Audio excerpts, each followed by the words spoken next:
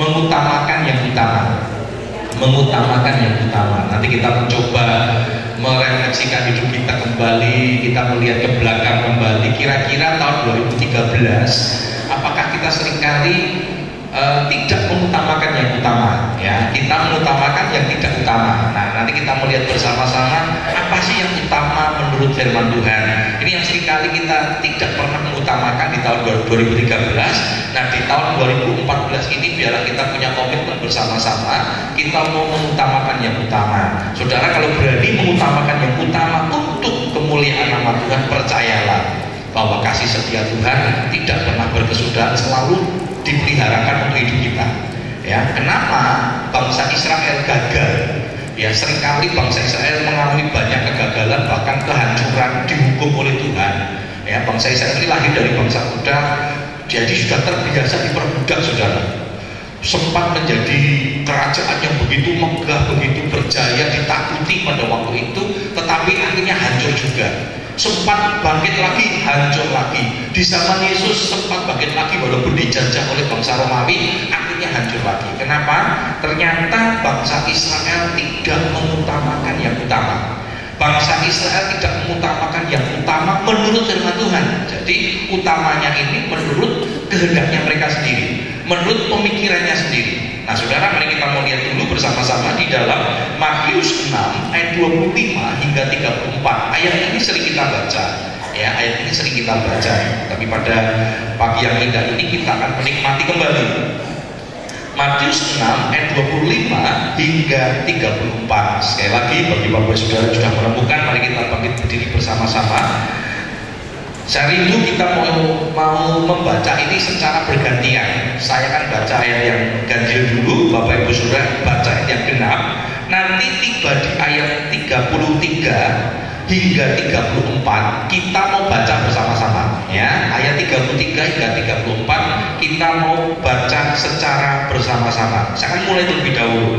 Karena itu aku berkata kepadamu, janganlah khawatir akan hidupmu, akan apa yang hendak kamu makan atau minum, dan janganlah khawatir pula akan tubuhmu, akan apa yang hendak kamu pakai.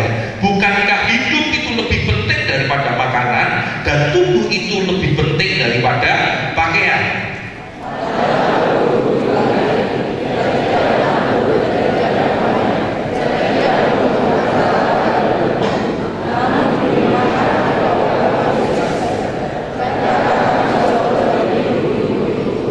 Siapakah di antara kamu yang karena kekhawatirannya dapat menambahkan sehasta saja pada jalan hidupnya?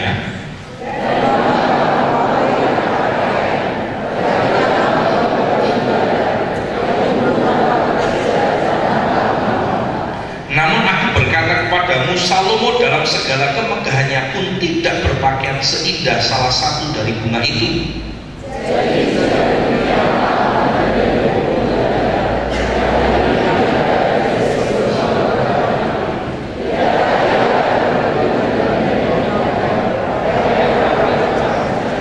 Sebab itu janganlah kamu khawatir dan berkata, apakah yang akan kami makan, apakah yang akan kami minum, apakah yang akan kami pakai?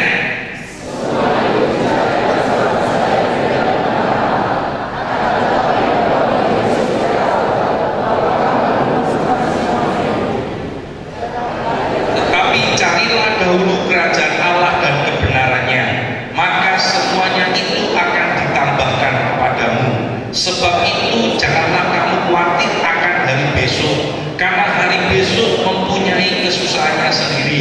Kesusahan sehari cukuplah untuk sehari. Yang percaya katakan amin. Puji Tuhan. Silakan dulu.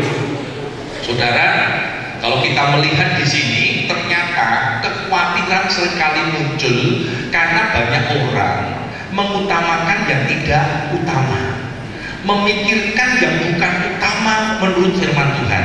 Dikatakan banyak orang khawatir tentang apa yang akan dimakan, khawatir tentang apa yang akan diminum, khawatir tentang apa yang akan dipakai. Padahal dikatakan makan, minum, pakaian itu fungsinya untuk hidup, supaya kita bisa bertahan hidup. Bukan hidup untuk makan, tetapi makan untuk hidup. Nah, balik saudara ya, banyak orang hidup untuk makan, bukan makan untuk hidup. Ya, jadi kita makan itu supaya kita untuk hidup. Dulu orang berkata orang kerja itu cari apa saudara? Untuk orang bekerja cari sesuatu nasi ya. Tapi tambahannya banyak saudara ya, tambahannya Harrier, Innova, Kulkas pintu 5 kan gitu saudara ya. Jadi itu tambahan-tambahannya, dan ini yang seringkali membuat kita khawatir karena kita nggak bisa mencapai Innova. Wah, stres saudara ya. Orang lain pakai Innova, saya kok sepeda ontel. Ya kerja stres, banyak orang stres karena itu, khawatir tentang itu. Padahal hidupnya bisa hidup saudara ya, makanan dia bisa makan untuk sehari-hari, dia bisa nikmati itu, tetapi masih berkata saya ini kurang. Bahkan yang luar biasa, seringkali banyak anak-anak Tuhan yang memiskinkan diri, ya, memiskinkan diri. Ya, di Kota Solo ada kartu miskin. Wah, ramai saudara ya, kartu miskin. Wah, itu kartu miskin itu fungsinya banyak. Kalau sakit bisa berobat tanpa membayar, betul-betul tanpa membayar, ya. Jadi memang waktu Pak Jokowi ya tidak promo saudara, pilih Presiden Jokowi saudara ya, waktu berada di sana memunculkan kartu sehat, dan itu betul-betul berfungsi. Saya punya orang tua dari jemaat yang sakit waktu itu, sakit gula kalau nggak salah ya, rawat inap. Lalu dokter katakan oke, ini sudah sembuh, bisa pulang. Tapi ibunya nggak mau pulang dulu. Waktu saya tanya, loh Bu, katanya dokter boleh pulang, kok nggak pulang? Mau, nah gini enak, itu nanti 3 kali sehari dilayani juga, karena nggak bayar saudara ya, karena efek nggak bayar. Nah manusia paling senang kan begitu-begitu saudara, rame. Dan ironisnya saudara, banyak yang memprotes. Kenapa? Ternyata yang dapat kartu miskin ini bukan orang miskin, orang yang memiskinkan diri. Para pejabat-pejabat diambil semua, anak-anaknya diambil, saudara-saudaranya dikasih semua. Jadi kalau ada orang miskin yang nanti alasannya, aduh kartunya habis, nanti datang lagi saudara. Saya pernah ditawari, Pak Agus mau nggak tak minta kartu miskin? Oh, saya bukan sombong saudara, saya berkata, oh saya tidak mau miskin ya. Nanti kalau saya pakai kartu miskin sama saja saya mengimani kan saudara ya, mengimani. Karena untuk mendapatkan kartu miskin harus pergi ke kelurahan dan berkata sama lurahnya, Pak saya dibuatkan surat keterangan bahwa saya miskin. Waduh, apa tidak mempermalukan nama Tuhan saudara? Ya, pernah ada seorang hamba Tuhan yang dirawat di depan rumah sakit Mati Kusala. Saya waktu itu jadi majelis wilayah. Waktu saya tanya dengan pihak rumah sakit, ini hamba Tuhan apakah tidak ada dispensasi atau diskon begitu? Ya biasanya kalau di rumah sakit Mati Waluyo begitu tahu hamba Tuhan biasanya dapat potongan 20%. Apakah di rumah sakit ini tidak dapat potongan? Oh dapat Pak. Kalau hamba Tuhan ini miskin, jadi Bapak tolong pergi ke kelurahan minta surat miskin katanya. Oh saya bilang terima kasih, hamba Tuhan ini tidak miskin, hamba Tuhan ini diberkati oleh Tuhan ya. Saya telepon teman-teman kumpulkan dana, dibayar ulang saudara ya. Kita percaya bahwa Allah kita dahsyat, Allah kita luar biasa. Jangan pernah berkata saya miskin saudara, amin. Jangan pernah berkata saya miskin, saudara diberkati oleh Tuhan, amin. Jangan juga bilang saya kaya. Paulus selalu katakan apa? Jangan berikan, ada 2 hal dikatakan yang aku minta kepada Tuhan. 1, jangan berikan aku kekayaan, supaya jangan sampai ketika aku kaya aku melupakan Tuhan, aku sombong. Dan yang kedua, jangan berikan aku kemiskinan. Kenapa? Jangan sampai ketika aku miskin aku melupa Tuhan, aku memuja Tuhan karena kecewa kepada Tuhan. Tapi Salomo berkata, berikanlah apa yang menjadi bagianku, makanan yang menjadi bagianku, supaya aku dapat menikmati. Jadi minta sama Tuhan bagian kita, amin. Tapi dia dikasih bagian ya jangan terus jalur bagian yang lain saudara. Nerimo ya, orang Jawa kata nerimo ing pandu saudara, amin. Ya menerima kehendak Tuhan, dikasih berkat bagiannya 100.000, ucapkan syukur. Dikasih bagiannya 1 juta, ucapkan syukur. Jangan dikasih 1 juta terus lihat, loh Tuhan aku cuma 1 juta, yang lain 2 juta, yang lain 3 juta. Saudara tidak pernah bisa menikmati 1 jutanya saudara. Tapi kalau 1 juta saudara terima itu dan saudara nikmati, bisa mendatangkan berkat bagi kemuliaan Tuhan, amin. Nah kita mau belajar saat ini bagaimana kita mengutamakan yang utama. Orang khawatir dikatakan tadi, dunia mencari raja-raja, bangsa-bangsa yang dicari apa saudara? Masalah makan minum, bukan untuk hidupnya saudara, tapi bagaimana makan minum yang enak. Ya kalau nggak suami pulang istri masak nggak enak, jangan langsung baik katanya, kok sih jangan lebih katanya, wah terus katanya sudah.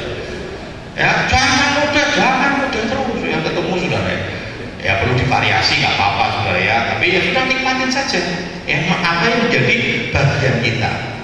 Nah, padahal yang penting hidup itu adalah makanan itu untuk hidup, bukan hidup untuk makanan. Firman Tuhan mengingatkan kepada kita ya, di akhir zaman ini akan seperti zamannya Nuh, yaitu makan minum kawin mengawinkan. Jadi makan minum, firman Tuhan juga dikatakan bahwa kerajaan Allah itu tidak terdiri dari makanan dan minuman, tetapi kebenaran. Di dalam Roma 14 ayat 17 dikatakan kerajaan Allah bukanlah soal makanan dan minuman, tetapi soal kebenaran, damai sejahtera dan sukacita oleh Roh Kudus. Ya, karena itu mari pada pagi yang indah ini, mari kita bersama-sama menikmati apa yang menjadi bagian kita. Lalu yang kedua, kita belajar mengutamakan apa yang utama, bukan yang tidak utama. Yang utama itu hidup, saudara. Yang utama hidup dulu, betul nggak saudara? Nah, untuk hidup itu makanan harus betul-betul menghidupi kita. Jangan makanan itu mematikan kita. Nah, saudara, sekarang ini hari-hari ini banyak orang lupa. Ingat firman Tuhan, makanan untuk hidup, tetapi sekarang banyak makanan yang mematikan kita. Sudah tahu makanan ini berbahaya, sikat terus. Mulai kita harus bisa kontrol diri, saudara. Ya, tidak bisa mengontrol makanan itu juga bagian dari dosa, saudara. Karena firman Tuhan ingatkan, tubuhmu adalah bait Roh Kudus, dan yang membinasakan itu berdosa. Jadi yang membinasakan bukan hanya rokok saja, saudara. Ya, banyak orang berkata rokok berdosa, bukan hanya rokok saja yang berdosa, tetapi juga makanan-makanan yang tidak bertanggung jawab. Saudara nggak rokok, ngopi setiap hari saudara, sampai kecanduan, ya sama saja berbuat dosa, karena itu merusak. Ya, makanan-makanan yang tidak bertanggung jawab, sudah tahu kolesterolnya tinggi, pokoknya sikat terus. Ya, sikat terus saudara. Ditanya, lo kok tahu kolesterolnya tinggi, hati-hati lo. Yang penting ini katanya, tunjukkan obat, saudara. Ya, saya pernah ingatkan temen ya, udah tahu saudara, kolesterolnya tinggi, diabetesnya tinggi, kok saya tanya, ojo mangan itu hati-hati. Tenang, ada penangkal katanya, dia tunjukkan obat, saudara. Nah, saya bilang ini berbuat dosa, kok ditambah dosa, saudara. Nah, harus hati-hati. Makanan untuk hidup, bukan hidup untuk makan. Satu kali dulu saya pernah cek, saudara ya. Waktu itu masih di Solo, saudara ya, masih di Solo. Waktu saya cek, saya waktu itu makannya sedikit. Saya termasuk makan yang tidak bertanggung jawab sebenarnya, saudara ya. Satu jeruan, aduh, itu sahabat karib ya, sahabat karib sudah jeruan. Pokoknya itu makanan-makanan yang seperti itu dulu embat saja, saudara ya. Enaknya luar biasa. Nah, tapi waktu itu tidak sadar, saudara, tidak sadar bahwa itu ternyata itu kita merusak tubuh dan itu kita berbuat dosa. Ya, kalau usia 20 sampai 30 itu makanan begitu tidak terasa, saudara. Nanti mulai terasanya ketika kita memasuki usia 40 ya, mulai begitu. Pak, usia 40 banyak orang-orang takut sama yang namanya prodia, yang namanya lab-lab itu takut, saudara. Takutnya apa? Takut bintang. Padahal kalau orang kerja, saudara, bintang itu dicari, itu lah, saudara. Wah, saudara, bintangnya berapa? Bintang 4. Loh, saudara ya, pangkatnya 4. Tapi kalau masuk ke lab, wah, deg-degan, saudara. Kalau ada bintang takut, saudara. Oh, bintangnya 4, bintangnya 3. Oh, itu luar biasa, saudara. Nah, kenapa? Waktu itu saya coba di lab itu pun karena tante saya, saudara ya. Waktu saya katakan, Gus, karena kebetulan baru ada promo ya, diskonan lab, dia katakan, Gus, kowe kudu dicek darahmu. Karena pada saya gemuk, sudah ya, dulu saya gemuk kan, dikatakan, ini mesti kolesterol, wah, mesti asam urat, katanya, pokoknya banyak. Lihat bentuk tubuhmu ini penyakitan tok, katanya. Sampai saya bilang, itu loh, ponakane sehat ora seneng, malah senengin loro, katanya. Lah ya dicek supaya nanti kalau tahu sakit kan bisa diobati. Jadi imannya sakit, saudara. Waktu mau ngecek ya deg-degan ya, saudara. Deg-degan sekali ya, saya bilang, dok gimana? Mau puasa ini, puasa dulu. Oh, dia darah deg-degannya, tahu-tahu nanti bintangnya banyak, saudara. Ternyata waktu saya ambil normal semua, ya, normal semua. Cuma ada waktu itu gulanya 101. Gula batas normalnya kan 100. Saya kelebihan 1. Ya, belum dibintang sudah ya, jadi belum dibintang, belum masih kolonel ya, udah lagi baru brigjen sudah masih kolonel. Jadi waktu itu saya tanya sama dokternya, ada dokternya, dok gimana dok, apakah saya perlu minum obat? Oh pak, bapak sudah masih aman ini, ya walaupun sudah di ambang batas itu di batas atas gitu ya. Gini mak, apa namanya, bapak mau obat, bisa nggak mengatur pola makan? Kalau bisa mengatur pola makan, tidak perlu obat. Tetapi kalau bapak tidak bisa mengatur pola makan, contohnya ada yang orang suka nasi padang kan banyak santan sudah ya. Waduh, pokoknya kalau nggak makan nasi padang nggak bisa. Nah, bapak harus minum obat. Saya bilang enggak dong, saya akan mengatur pola makan. Ya, karena Tuhan kasih buah roh pada kita, penguasaan diri. Dan mulai hari itu saya tidak minum apa namanya manis sudah. Saya dulu kalau minum kalau enggak es teh manis tidak bisa saudara. Ya kalau makan maksudnya kalau pas di rumah saya sukanya air putih ya. Kalau pas jajan begitu kalau udah es teh manis itu rasanya tidak enak saudara. Sekarang kalau kena manis sedikit rasanya enak malah saudara ya, karena sudah terbiasa. Dan mulai hari itu saya tidak mengkonsumsi itu dan saya mulai mengatur pola makan ya, sampai tahun kemarin ya tanggal 9 Januari ya Tuhan izinkan gula saya naik saudara, karena Desembernya pola makannya mungkin tidak teratur saudara ya. Makanya istri saya katakan ya, tahun ini juga banyak undangan pelayanan keluar juga ya. Istri saya sudah katakan, ingat loh ya, kalau makan warning tahun kemarin ya, tahun kemarin saudara, saya mulai kontrol ya. Kalau diajak makan kemarin pas diundang ya, pokoknya dipilih saja, vegetarian saja ya, sayur-sayuran aman. Nah saudara, kita bisa mengontrol diri kita. Kita bisa mengutamakan yang dikatakan tadi, minum untuk makan untuk hidup, minum untuk hidup. Ada minum kalau nggak Coca-Cola nggak bisa juga, kalau nggak Sprite nggak bisa ya. Padahal ada di apa namanya di YouTube itu ya tentang bagaimana minuman itu ketika di telur itu dimasukkan direndam itu, waduh, itu bisa menjadi menghancurkan itu saudara ya. Menghancurkan itu kadar-kadarnya luar biasa, kadar gulanya betapa tinggi. Nah kita kontrol hidup kita. Ya sekali waktu boleh saudara ya, jangan setiap hari ya, apa namanya, kalau nggak minum yang begitu nggak bisa ya, kalau nggak minum yang begitu nggak bisa ya. Kita ingat yang utama bukan itu.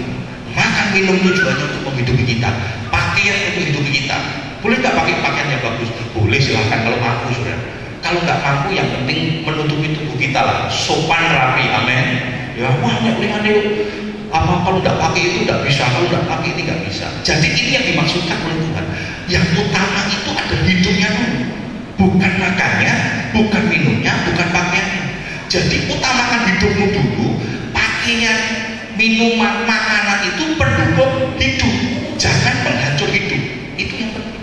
Nah sekarang kita mau lihat di dalam firman Tuhan, ada hal-hal yang utama menurut firman Tuhan. Yang pertama dikatakan kasih kepada Tuhan. Saudara, kasih kepada Tuhan ini adalah hal yang utama dan yang sangat utama di dalam hidup ini. Syahadatnya orang Israel ya, dikatakan kasihlah Tuhan Allahmu dengan segenap hatimu, dengan segenap jiwamu, dengan segenap kekuatanmu. Ini syahadatnya orang Israel.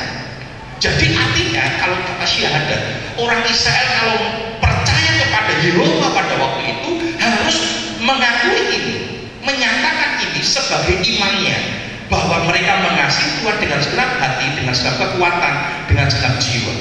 Bahkan dikatakan itu harus diajarkan ulang berulang kepada anak cucunya. Pada waktu berjalan, pada waktu bertidur, pada waktu berdiri duduk, bahkan di tiang-tiang rumah itu ditempeli tentang firman-firman takut akan Tuhan. Ya, firman-firman takut akan Tuhan. Nah, saya nggak tahu di rumah-rumah tempeli apa sudah ya, tempeli bintang film, ya, tempeli idola-idolanya. Jadi begitu masuk, kenapa itu? Karena itu secara psikologisnya sudah, ketika orang dengar, lihat, ya, itu akan terekam di dalam memorinya, dan itu menjadikan sebuah komitmen hidup. Nah, kasihlah Tuhan Allah ini menjadi sesuatu yang begitu utama. Coba kita lihat di dalam Matius 22 ayat 37 hingga 38. Matius 22 ayat 37 hingga 38. Saya akan bacakan demikian firman Tuhan.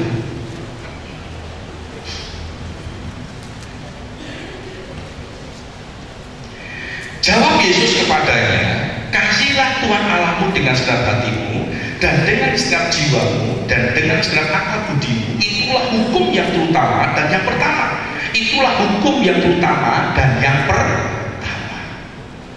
Kasihlah Tuhan Allahmu. Utamanya mengasihi Tuhan dulu, saudara. Orang melayani belum tentu mengasihi Tuhan. Tetapi orang yang mengasihi Tuhan, dia pasti melayani Tuhan. Ada orang yang senang kegiatan, ada orang yang senang aktivitas, sehingga dia begitu rajin melayani Tuhan. Kegiatan-kegiatan gereja dia datang, tetapi bukan karena kasih akan Tuhan. Ya, tapi begitu benturan dikit ngambek, saudara. Benturan dikit mungkin tinggalkan Tuhan, mulai lari dari Tuhan. Kenapa? Yang dicari bukan mengasihi Tuhan, tetapi mengasihi pelayanannya. Hati-hati, saudara. Saudara yang senang melayani Tuhan, saudara senang aktivitas pelayanan, kita harus perlu cek dan recheck lagi. Apakah kita mengasihi, lakukan itu karena mengasihi Tuhan atau karena mengasihi pelayanannya? Pelayanannya. Kalau engkau mengasihi Tuhan, semua balance. Kenapa nanti ayat di bawahnya dikatakan itu hukum utama dan yang pertama, tetapi hukum yang kedua yang sama dengan itu dikatakan kasihlah sesamamu manusia seperti engkau mengasihi dirimu sendiri. Jadi tiga objek kasih ini harus terikat menjadi satu, terikat dengan kasih kepada Tuhan. Kalau engkau mengasihi Tuhan, kau akan mengasihi suamimu. Kalau engkau mengasihi Tuhan, kau akan mengasihi sesama manusia. Tapi kalau engkau tidak mengasihi Tuhan, sulit engkau mengasihi suami. Yang kita cari adalah kasih filio ini, kasih karena timbal balik. Mari kita mengasihi Tuhan dengan segenap hati kita. Kita mengasihi Tuhan karena Tuhan itu betapa luar biasa. Kasihnya dahsyat, kasihnya luar biasa. Dia nyatakan kepada kita dengan anugerah yang begitu besar, yaitu keselamatan, saudara. Nilainya betapa luar biasa, ya. Betapa luar biasa. Coba kita lihat dalam Efesus 2:8-9. Efesus 2:8-9. Kita melihat bagaimana kasih Allah yang begitu besar itu dinyatakan dalam hidup kita, ya. Kasih Allah yang begitu besar itu dinyatakan dalam hidup kita. Dikatakan demikian, ya. Sebab karena kasih karunia kamu diselamatkan oleh iman. Itu bukan hasil usahamu, tetapi pemberian Allah. Itu bukan hasil pekerjaanmu. Jangan ada orang yang memegahkan diri. Saudara-saudara bisa selamat, ya. Jangan pernah dikatakan sombong, memegahkan diri itu karena saya hebat. Saya bisa menjadi anak Tuhan, saya jadi hamba Tuhan, bukan karena saya hebat, saudara. Bukan saya baik, ya. Mungkin kalau dibilang tidak layak, saudara, ada fit and proper test itu tidak layak. Tetapi kalau saya dilayakkan oleh Tuhan untuk jadi hambanya, ini yang namanya kasih karunia yang begitu besar. Karena itu kita jaga sungguh-sungguh kasih karunia ini. Jangan tinggalkan kasih karunia Tuhan. Dan di dalam 2 Korintus 6 ayat 1 dikatakan jangan sia-siakan kasih karunia. Kita sudah menerima kasih karunia begitu besar, begitu ajaib, begitu luar biasa. Bukan karena hasil usaha kita, bukan karena kebaikan kita, bukan. Tetapi dikatakan itu karena kasih karunia, anugerah. Satu pemberian dari yang superior kepada yang inferior, kepada kita yang tidak layak menerimanya. Sebenarnya kalau dilihat dinilai keberadaan kita nggak layak. Tetapi Tuhan beri itu. Kenapa? Karena kasih. Kita betapa utama bagi Tuhan. Loh, saudara, kita ini utama bagi Tuhan. Kita ini berharga bagi Tuhan. Bayangkan Tuhan mau datang ke dalam dunia mati buat kita. Kalau kita tidak utama, siapa yang mau? Kalau sudah tidak berharga di mata Tuhan, makanya jangan pernah merasa minder, jangan pernah merasakan bahwa diri kita sepertinya tidak berharga. Mungkin orang tidak menghargai kita, mungkin teman tidak menghargai kita, bahkan keluarga pun tidak menghargai kita karena mungkin keberadaan kita. Soalnya jangan takut. Kenapa? Orang boleh tidak menghargai kita, tetapi Tuhan menghargai kita. Kita permata di hadapan Tuhan. Kita yang utama di hadapan Tuhan. Karena saudara dan saya, Yesus mati. Dia datang ke dalam dunia supaya kita diselamatkan. Kenapa? Karena kita yang utama. Nah, saudara, kalau kita menjadi yang utamanya di mata Tuhan, bahkan Tuhan katakan kita ini biji matanya Tuhan. Luar biasa, saudara. Sesuatu yang dipelihara dengan sungguh. Ya, sakinah percaya tidak ada satu orang pun yang dengan sengaja merelakan kalau ada orang mau menyerang mata kita. Di mata kita ini ada saraf-saraf sensitif yang begitu yang Tuhan tahu. Kenapa sudah begitu ada sesuatu yang datang mau menyerang mata ini mengganggu dengan cepat kan mata itu terkatup sudah dengan ya gitu dengan refleks mata itu kan terkatup untuk apa namanya menjaga supaya tidak kena matanya. Tuhan gambarkan kita ini biji matanya Tuhan, kita ini disayang oleh Tuhan, kita ini utama Tuhan. Di mata Tuhan kita utama. Karena itu kasihlah Tuhan Allah. Utamakan Tuhan dalam hidup kita. Apapun yang kita lakukan, lakukanlah untuk kemuliaan Tuhan. Roma 11:36, saya tidak pernah bosan-bosan untuk menyampaikan ini kepada jemaat. Sebab segala sesuatu oleh Dia, bagi Dia, untuk Dia, bagi Dialah segala kemuliaan. Jadi apapun yang kita lakukan, kita kerjakan, motifnya cuma satu. Bagaimana nama Tuhan dipermuliakan dalam hidup ini. Ketika aku bermasyarakat tujuannya cuma satu, bagaimana nama Tuhan itu bisa dipermuliakan lewat kita bermasyarakat, bukan untuk kepentingan kita saudara, bukan supaya kita aman, tidak, tetapi kita bermasyarakat supaya nama Tuhan dipermuliakan, nama Tuhan diagungkan, itu saja. Ketika aku bekerja tujuannya apa? Bukan sekedar cari duit. Kalau kau sekedar dapat duit saudara, akan ada pelanggaran-pelanggaran, penyimpangan ketika kita bekerja. Kenapa? Karena kita tidak lakukan untuk memuliakan nama Tuhan. Kita tujuannya duit dapat. Maka ada tawaran-tawaran yang mungkin membuat supaya kita dapat mengumpulkan pundi-pundi emas kita, mengumpulkan duit sebanyak-banyaknya. Kita akan terima itu walaupun itu bertentangan dengan kebenaran firman Tuhan. Karena kita tidak lakukan itu untuk kemuliaan nama Tuhan.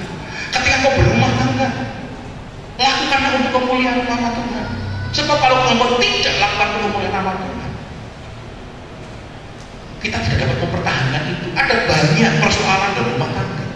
Rumah tangga tidak sederhana. Karena dua pribadi yang dipersatukan dengan latar belakang budaya berbeda. Mungkin latar belakang suku bangsanya sama, saudara, tapi latar belakang budaya yang diajarkan bisa berbeda. Cara ngajar anak aja bisa lain, saudara, bukan ngajar mukuli, saudara. Cara mendidik anak bisa lain. Anak sakit perut, anak pusing, itu bisa beda-beda saudara. Kalau orang tuanya berkata kalau waktu kecil dulu kok ditempelin saja apa namanya berambang bulat gitu sudah dimasuk dikasih. Yang satu oh jangan kotor jorok dikasih antibiotik bisa lain saudara. Bisa ribut gara-gara kenapa? Ini punya pengalaman orang tuanya, yang satu punya pengalaman orang tuanya, betul nggak saudara? Ini bisa masalah. Anaknya sakit perut bukan cepat diobati, ribut itu berapa antibiotik. Mungkin kalau anaknya mau bisa ngomong bayi ngomong, perut masih sakit, tolong dulu, jangan ribut berapa antibiotik, terserahlah. Yang penting perutku sembuh gitu saudara ya. Loh saudara, mungkin kita tersenyum, tetapi ini yang seringkali terjadi, realita ini yang terjadi dalam hidup. Tidak gampang. Kalau saudara tidak punya tujuan, punya motif ketika aku berumah tangga untuk memuliakan nama Tuhan, maka ikut demi ikut yang muncul. Ikut demi ikut yang muncul. Pada akhirnya berkata, ya gimana lagi, sudah gak cocok.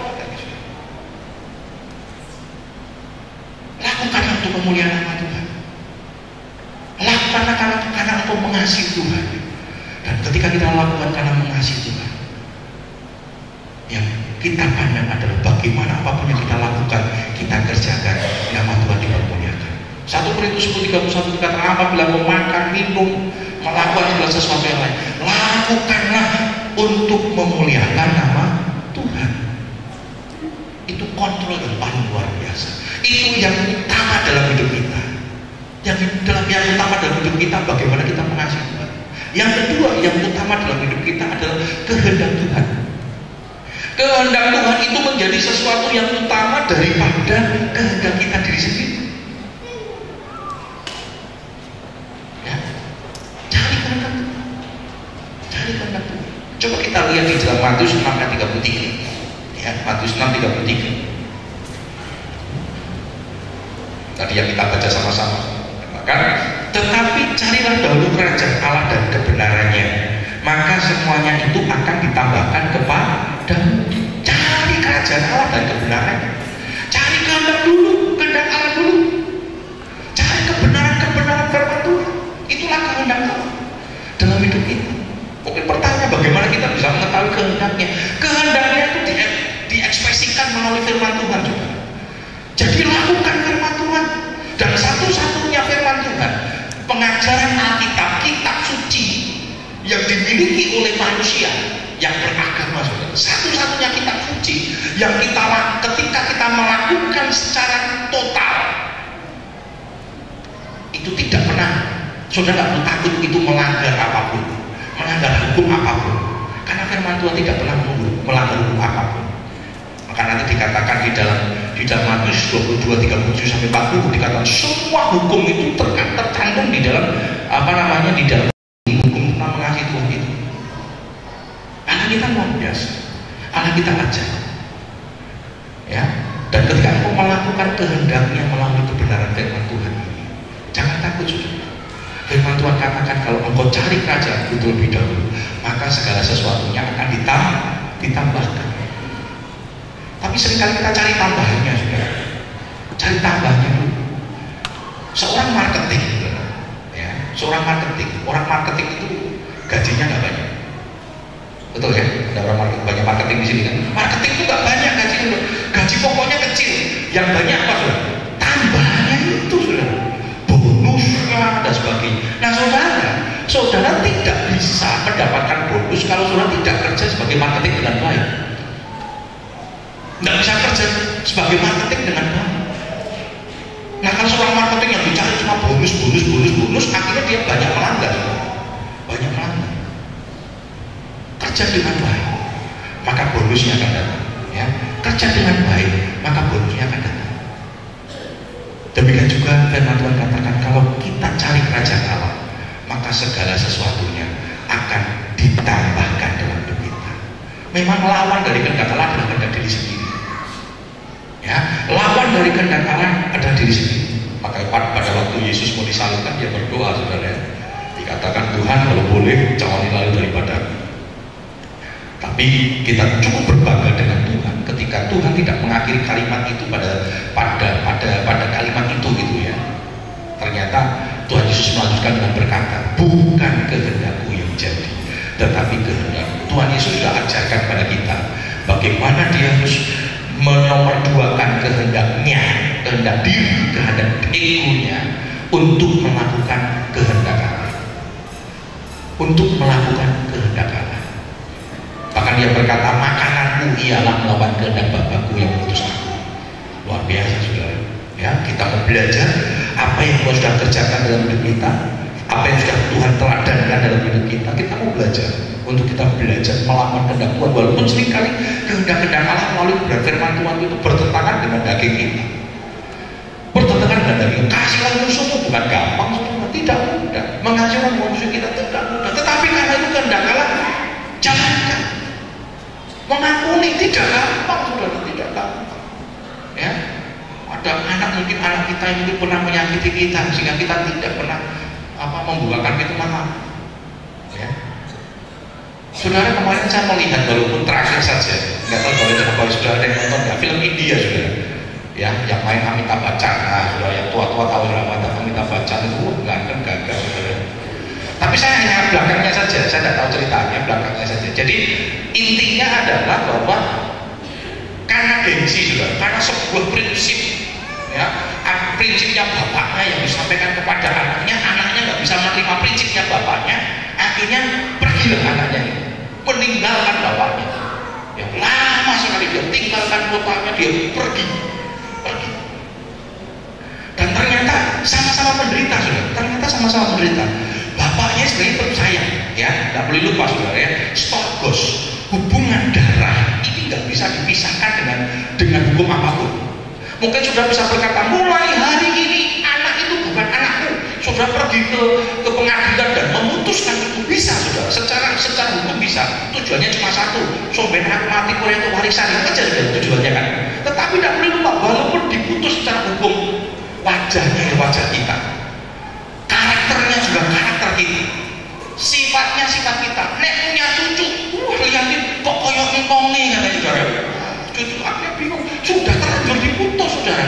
Sudah terlanjur diputus. Saya punya jemaat dulu karena kecewa sama anaknya, udah bilang, oh antar saya ke pengadilan, saya mau putuskan itu. Tapi bilang nanti ojo gegabah, pikirkan dulu satu kali mau kecewa, satu kali mau kecewa. Saya bilang jangan, saya bilang mungkin kau tidak senang sama anakmu, sumber kalau udah dia lahirkan cucu, oh hati kakek nenek sama cucunya biasanya hancur sudah, betul? Kalah betul sudah. Tapi untung dia tidak jadi melepaskan. Ketika cucunya lahir, waduh, kok wajahnya kayak wajahku katanya. Waktu mulai bertumbuh, atos cucu saya bilang, kayak sopo saya bilang, kayak orang yang kongnya. Ya. Nah itu karakter. Saudara karena gengsi akhirnya bisa. Lalu adiknya yang masih kecil dia nggak tahu sudah mencoba mempersatukan. Akhirnya dipersatukan gara-gara gengsi. Ketika gengsi dari papanya itu diluluhkan, akhirnya dia lepaskan gengsinya. Anaknya lepaskan gengsinya. Mereka berpelukan sekian tahun. Dia ngomong, aku tuh rindu sama kamu sebenarnya. Anaknya juga ngomong, kenapa kamu pergi? Bapak suruh pergi. Lalu kamu pergi, harusnya jangan pergi. Aku takut pergi supaya aku berharap kamu udah pergi. Karena aku mencoba dengan otoritasnya, ngancem. Hati-hati sudah ya. Banyak orang kan ngancem-ngancem. Wah, orang tua kon minggat katanya. Minggat sudah. Setelah itu kecewa sudah. Kecewa. Nah ternyata bisa kecewa. Sebenarnya waktu itu kamu pergi, aku berharap kamu tuh gak pergi. Kamu tetap bertahan. Lalu anaknya bilang, waktu aku berangkat pergi, sebenarnya aku berharap papa panggil aku, papa gak panggil. Sama-sama gengsi sudah. Bayangkan, gengsi yang sekian puluh tahun, akhirnya mereka menderita. Diselesaikan hanya ketika dia lepaskan gengsi itu. Lepaskan gengsi itu. Berapa banyak? Kita tidak berani melakukan kehendak Tuhan. Kita lebih mempertahankan ego kita. Kita lebih mempertahankan kehendak daging kita. Sehingga hancur semua. Hancur semua. Ketika engkau berani melakukan kehendak Tuhan. Mungkin ada saat ini ya, antara hubungan orang tua dengan anak, saudara dengan bersaudara, hanya masalah gengsi. Mungkin aku gengsi dong. Apa sudah kebaca masuk menjilat muda sendiri. Waktu itu aku berkata, lebih baik hilangkan oksigen, saudara.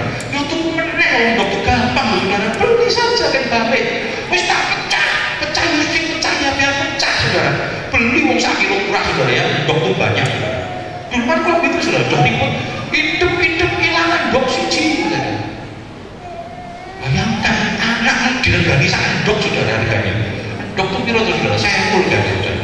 Hati-hati ya, orang tua jangan cepat mengucapkan kutuk kepada anak-anak. Jangan melepaskan kutuk sama anak-anak. Ya, minta ampun sama Tuhan. Kita harus belajar saudara. Saya mulai banyak belajar. Ya, anak-anak sampai remaja, kadang jengkel. Kita lihat kutuk, bedingan itu seringkali kutuk keluar terus saudara. Kita harus banyak belajar. Ya, lakukan semua itu untuk kehendak Tuhan. Belajar melakukan kehendak Tuhan, walaupun kadang menyakitkan daging. Tapi firman Tuhan juga katakan, ketika kita mengikuti kehendak Tuhan, banyak daging yang harus dimatikan.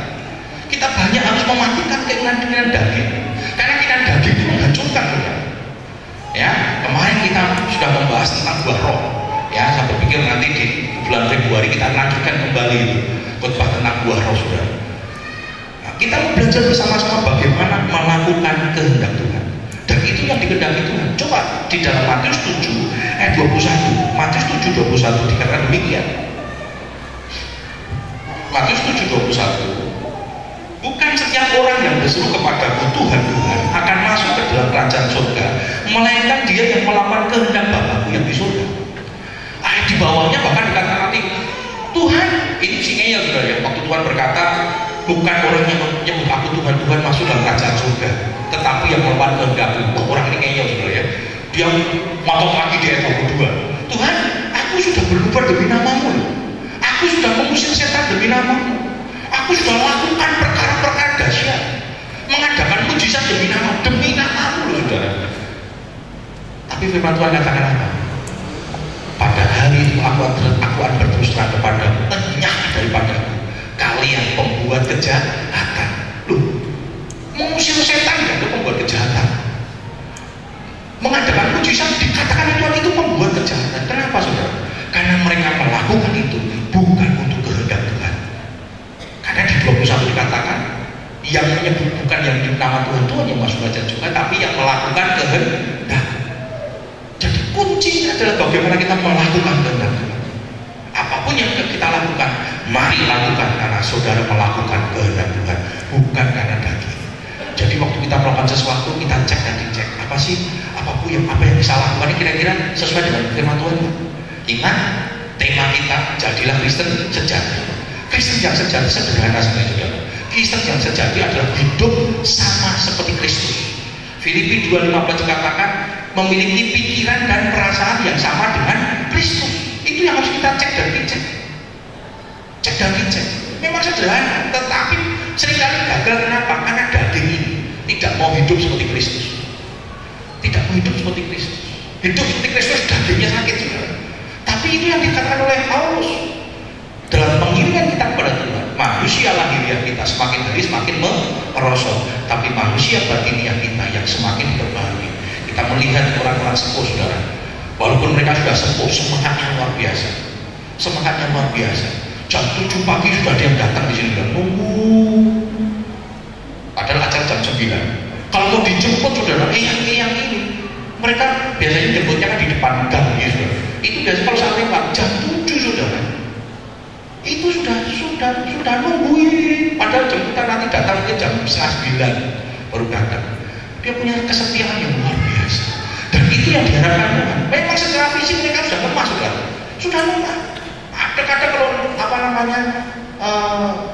nganter yang ini untuk naik mobil saja saudara. Ada yang satu orang saja membutuhkan waktu bisa 5-10 menit saudara. Karena fisik. Ya, makanya pengurus sosial muda ini sabarnya luar biasa saudara. Satu-satu nanti naik saja per trap ditungguin dulu, satu trap lagi. Ya, saya katakan kita sedang bercermin untuk masa depan. Ya, yang nuntun kan saya pekerja ya. Coba ini kan sedang bercermin untuk masa depan. Kira-kira 50 tahun lagi kamu dituntun. Itu yang dikatakan Tuhan sama Petrus ya. Petrus ketika kau muda kau bisa pergi kemana saja. Ketika kau tua nggak bisa kemana-mana. Kok dituntun kemana? Dituntun untuk pergi ke suatu tempat yang dimana kok nggak usah lagi katakan. Mari kita lakukan kehendak Tuhan. Memang ketika kita hidup sesuai dengan kehendak Tuhan, banyak daging, keinginan daging harus dimatikan dan itu menyakitkan daging. Tapi nggak apa-apa. Daging dimatikan, tetapi roh kita boleh dipermuliakan di dalam Tuhan. Amin. Keinginan daging dan roh itu tidak pernah bersatu. Dikatakan itu bertentangan dan selalu bertentangan.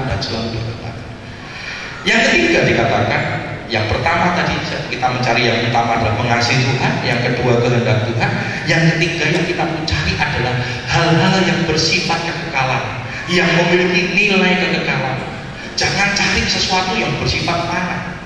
Ya, artinya boleh tetapi jangan utamakan. Jangan mencari dan utamakan sesuatu yang bersifat fana, tapi carilah sesuatu yang bersifat kekekalan. Coba kita lihat dulu di dalam Matius 16 ayat 26. Matius 16 ayat 26. Dikatakan demikian.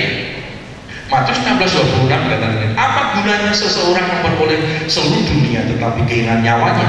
Dan apakah yang dapat diberikan sebagai ganti nyawanya? Dikatakan apa gunanya? Kita ini memperoleh dunia tapi kehilangan semuanya. Kecewa sudah. Jangan berpikir keinginan duniawi, keindahan duniawi itu menjadi hal yang utama dalam hidup kita. Tuhan Yesus pernah dicobai, diperlihatkan kepada keindahan dunia, kepada setan, oleh setan. Lalu setan berkata, sembahlah maka akan kuburkan semua keindahan dunia ini. Apa yang dikatakan Tuhan? Hanya kepada Tuhanlah kita boleh menyembah. Karena hidup kita bukan untuk keindahan dunia itu sudah. Tapi kehidupan kita, bagaimana kita mempermuliakan nama Tuhan. Kita ingat Alexander Agung, seorang pemimpin yang begitu berhasil, sangat berhasil sekali saudara. Ya, berhasil sekali. Dia punya kekayaan yang luar biasa.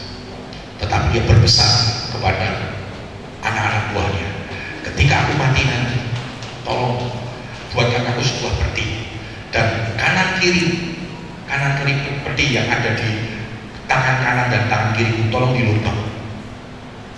Dan ketika aku mati nanti tolong ketika aku dimasukkan ke dalam peti, kedua tanganku dikeluarkan ke depan. Jadi petinya ditutup nih, tangannya ada saudara. Lalu tangannya ditengadahkan ke atas. Malah medeni sudah ya. Kalau minta itu jangan dituruti lah saudara. Itu ngubur itu bentuknya lubangnya harus seperti salib saudara kan. Kalau lubangnya seperti perkitok ya, melempok gini lagi sudah. Tapi karena dia permintaan, apa dia kata? Saya mau tunjukkan kepada dunia, apapun yang saya raih, kekayaan yang aku raih, keberhasilan yang aku raih, aku tidak bawa apa-apa. Aku tidak bawa apa-apa. Dan nanti di surga, saudara, bukan itu yang kita pertanggungjawabkan. Kita nggak bisa bawa sudah emas. Saudara nanti pesan ya, aku naik mati, aku tolong kantongi 1 kilo emas. Ya, kenapa? Engkau neng surga tak nyogok katanya. Nek ora iso mlebu surga, tak penjaga surganya disalami sama dikasih 1 kilo emas kan nanti kan bingung saudara. Masuk, jangan berpikir konsep duniawi saudara. Emas di sana tidak ada harganya. Jalannya aja dari emas, kemampuan katakan tiang-tiangnya dari emas. Maka kalau pencuri, perampok masuk sana saudara bahaya. Begitu masuk kan dulu isi, wah ini mengi tak teten isi saudara. Jadi tidak ada nilainya. Makanya dia disampaikan oleh Alexander Agung. Nah, apa yang murah itu tidak ada artinya. Karena ketika kita mati hanya satu pertanggungjawaban kita, dan itu tidak bisa kita ulang. Apa yang kita sudah kerjakan itu pertanggungjawaban di hadapan Tuhan. Ketika engkau mengutamakan Tuhan, maka Paulus berkata, hidupmu bagi Kristus, engkau utamakan untuk Kristus, matimu adalah keuntungan. Tapi kalau tidak, tangisan, ratap dan tangisan firman Tuhan katakan. Saya tidak sedang menakut-nakuti saudara karena saudara tidak akan ada dalam posisi itu. Karena kita dan kita semua adalah orang-orang setia yang selalu mengutamakan untuk memuliakan nama Tuhan. Amin. Ini yang dikatakan buat apa? Tidak ada artinya. Tidak ada artinya. Cari hal yang bersifat kekekalan.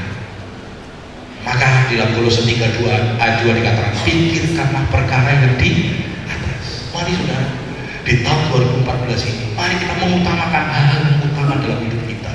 Mungkin selama ini kita mengutamakan sesuatu yang tidak utama, sehingga terjadi konflik batin, terjadi banyak persoalan. Kenapa kita selalu mengutamakan hal-hal yang tidak utama? Seringkali jangan-jangan ada prinsip ya, kalau bisa diperlambat kenapa dipercepat, kan gitu saudara ya. Ini kan sistem birokrasi. Kalau bisa dipersulit kenapa dipermudah? Itu konsep duniawi sudah. Konsep dunia. Ya. Kalau bisa tidak dipersoalkan, kenapa harus dipersoalkan? Ini hal yang utama. Berapa banyak kita persoalkan sesuatu yang tidak utama? Tidak utama. Sesuatu yang ya sudahlah, tidak utama. Di rumah tangga bisa sesuatu yang tidak utama menjadi utama. Ya, ada suami istri makan. Ketika dihitung-hitung, ternyata bayarannya lebih dari itu. Lalu dia panggil, Mas, sini Mas, hitungannya 10.000 kelebihan. Masnya ngotot, yang punya warna ngotot. Enggak Bu, bener, salah, hitungannya, no, bener, pokoknya saya bener. Ini pakai mesin, ibu pakai tangan, salah, kurang 10.000. Terus suaminya ngomong gini, sudahlah Mam, yuk wis Mas 10.000. Marah bisanya kan. Wah orang mana bela pegawainya. Kalau melu pegawainya ulang saudara, gara-gara 10.000 di mobil di tengah. Ya, masuk rumah tidur menang-menang ya berasa ketemu gini. Wah balik saudara. Pagi-pagi orang dimasakin sarapan. Terus suami tanya, Mah, aku tak orang buka sarapan kalau foto mama. Salah itu belo. Ya ampun, 10.000 sudah merusak hidup kita. Bayangkan ya, 10.000 sudah merusak kehidupan kita, rumah tangga kita dorong 100.000 yang tidak utama. Prinsip katanya. Hati-hati sudah. Karena prinsip yang tidak utama, berapa banyak itu menghancurkan hidup kita. Coba lihat persoalan-persoalan rumah tangga, persoalan-persoalan apa konflik itu terjadi sebenarnya bukan yang utama sebenarnya, bukan yang utama. Soalnya prinsip Islam, prinsipnya cuma satu sudah. Prinsipnya firman Tuhan, amin. Saudara belum boleh punya prinsip dalam hidup ini, tapi prinsipnya cuma satu, jangan bertentangan dengan firman Tuhan. Ketika prinsip itu bertentangan dengan firman Tuhan, engkau harus rela mengubah prinsip itu. Jangan prinsip bertentangan dengan firman Tuhan. Coba kalau Tuhan Yesus punya prinsip harga diri, wah mau disalibkan, ya toh, mau disalib, nah bisa semua saudara. Maka ada film itu ya, Yesus disalibkan, waktu disalibkan saudara, ini film sesat saudara. Pencobaan terakhir di dunia saudara. Waktu disalibkan dia sakit hati saudara, dia sakit hati, kurang ajar. Kita salah penuh loh, tak sembuhkan aku gue salib, sakit hati loh. Waktu mau disalib mau mati sakit hati loh. Lalu Yesus marah, dia cabut itu sendiri, ya, dia berkuasa saudara. Aku lepas semua, unak turun dia, jengkel karena sakit hati. Lalu yang pergi ke Maria Magdalena, dia cerita, kurang ajar orang. Maria berkata, Yesus rasa dipikir, marilah kepadaku sayang, katanya. Akhirnya Yesus menikah dengan Maria Magdalena, lalu punya anak sampai tua sudah mau mati Yesus, ya sudah tidur di balai-balai mau mati. Datang Yudas, maka judulnya pencobaan terakhir. Yudas marah-marah sama Yesus, kamu itu nggak bertanggung jawab, anak Allah pun kata Yesus sudah begitu ya, nggak bertanggung jawab. Kamu kan harus mati di kayu salib. Kenapa kamu menghindar? Mana nikah dengan Maria Magdalena? Di sini Yudasnya jadi pahlawan sudah. Ini kurang ajar. Amerika kalau buat film itu karena mereka negara bebas. Ayo, saya selesaikan tugas terakhir ini. Di sana kan filmnya didramatis sudah. Waktu Maria mau tolong nggak bisa, jangan. Ini kan tugasnya dia, nggak boleh dibantu. Biar dia menyelesaikan sendiri. Yesusnya berantem dari tempat tidur turun, berangkat menuju Golgota, lihat salibnya masih berdiri gitu, dia naik, angkat naik, terus menggantungkan diri begitu, terus mati diri saudara ya, mereka mati baru saudara. Ini sesatnya luar biasa. Film sesat, saya punya filmnya, tapi jangan pernah minta nonton saudara. Nanti saya percaya kan repot juga. Ini sesat. Yesus tidak punya pikiran seperti itu. Ya begitu mengasihi. Bahkan pada waktu pada waktu dia disalib, dia berkata, Tuhan ampuni ya, ampuni. Dia berkata sama Tuhan di surga, Tuhan ampuni. Mereka itu tidak ngerti apa yang diperbuatnya, gitu saudara. Mereka tidak ngerti, tolong Tuhan ampuni. Jangan kocak dulu aja, jangan dipikirkan lah Tuhan, mungkin begitu. Bahasa bebasnya, Tuhan jangan dihukum ya, mereka itu tidak ngerti. Ya namanya manusia, tidak ngerti, jangan dihukum. Itu bahasa yang mau disampaikan oleh Tuhan. Kenapa? Saudara berharga di mata Tuhan. Lihat itu, karena berharga kita di mata Tuhan, sampai dia mati buat kita, dia selesaikan. Maka ketika dia mati, dia berkata, sudah genap, lunas, tuntas, lutro, dibayar dengan lunas, cash, nggak dikredit. Itu arti lutro, dibayar dengan lunas. Selesai. Yesus sudah melakukan yang utama. Sekarang 2014 di depan ini, maukah kita melakukan yang utama untuk Tuhan? Jangan sesuatu yang tidak utama seperti tadi firman Tuhan katakan, itu yang dicari bangsa-bangsa. Dicari oleh bangsa-bangsa, bukan yang utama. Tapi kita adalah anak-anak Tuhan, carilah yang utama. Ketika aku bekerja, carilah untuk mengutamakan Tuhan. Boleh buat strategi. Dapat berkat itu memang bagian dari pekerjaan kita. Firman Tuhan juga ngomong, kalau tidak bekerja jangan kamu makan, tapi lakukan semuanya untuk Tuhan. Dan percayalah, kalau kita berani mengutamakan yang utama ini, mengutamakan yang utama, maka berkatnya akan dicurahkan seperti firman Tuhan. Segala sesuatu